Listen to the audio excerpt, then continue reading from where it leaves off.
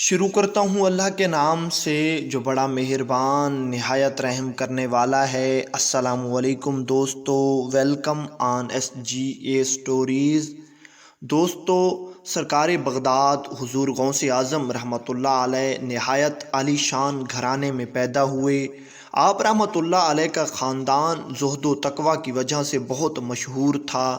आप रहमतुल्लाह अलैह के वालिद गिरामी का नाम मुबारक सैयद मूसा, कुनियत अबू साले, जबकि लक़ब जंगी दोस्त है। आपके वालिद गिरामी हज़रत सैयद अबू साले मूसा जंगी दोस्त रहमतुल्लाह अलैह अपने वक्त के मशहूर ज़माना औलियाए कराम में से थे। मनकूल है कि हज़रत सैयदना अबू साले मूसा जंगी दोस्त रहमतुल्लाह अलैह अक्सर दरिया के किनारे बैठकर इबादत इलाही में मशगूल व मसरूफ़ रहते। आप रहमतुल्लाह अलैह खेतों में काम करते थे और अल्लाह ताला का शुक्र अदा करते हुए अपनी ज़िंदगी गुजार रहे थे।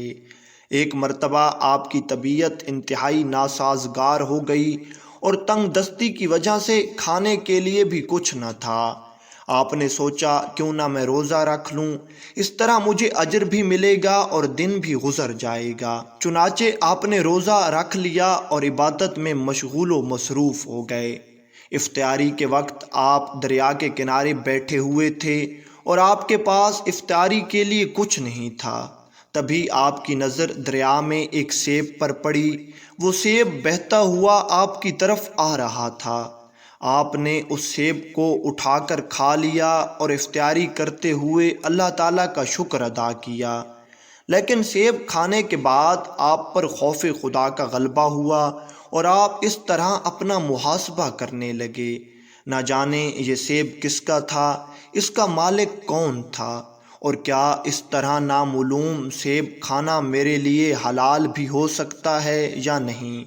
ये ख्याल पैदा होते ही आप अपना कसूर माफ़ करवाने के लिए सेब के मालिक की तलाश में दरिया के किनारे किनारे चल दिए।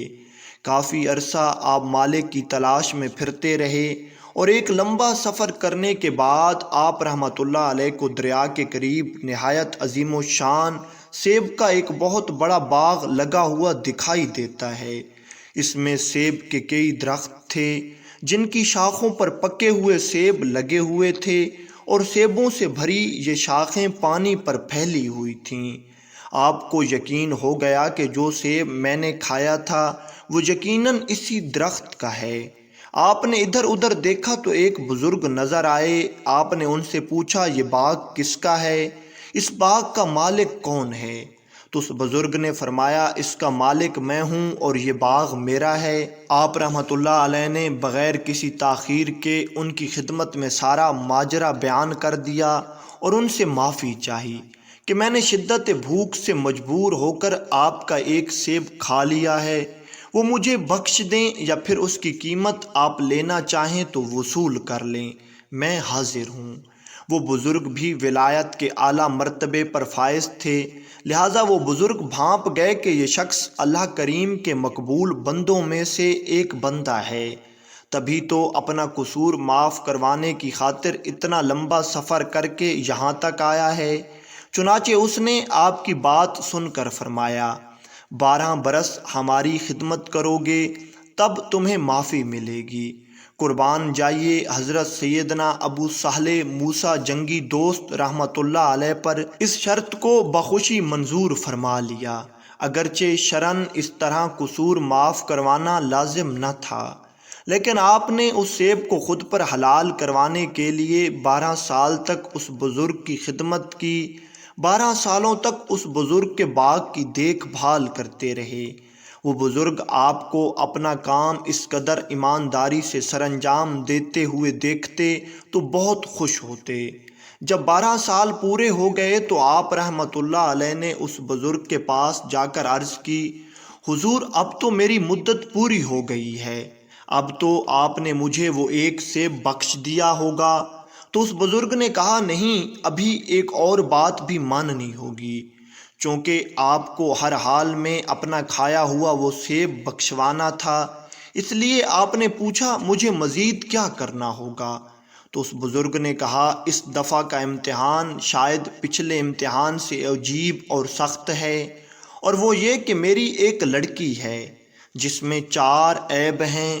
پہلا عیب یہ ہے کہ وہ آنکھوں سے اندھی ہے، دوسرا عیب یہ ہے کہ وہ کانوں سے بہری ہے، تیسرا عیب یہ ہے کہ وہ ہاتھوں سے معذور ہے، اور چوتھا عیب یہ ہے کہ وہ پاؤں سے لنگڑی یعنی اپاہج ہے۔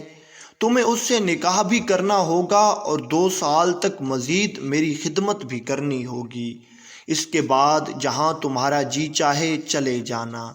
حضرت سیدنا ابو صالح موسیٰ جنگی دوست رحمۃ اللہ علیہ چونکہ اسلامی تعلیمات سے آگاہ، خوف خدا کے پیکر اور نیکی کی سوچ رکھنے والے تھے، لہٰذا آپ رحمۃ اللہ علیہ نے اس شرط کو بھی قبول فرما لیا۔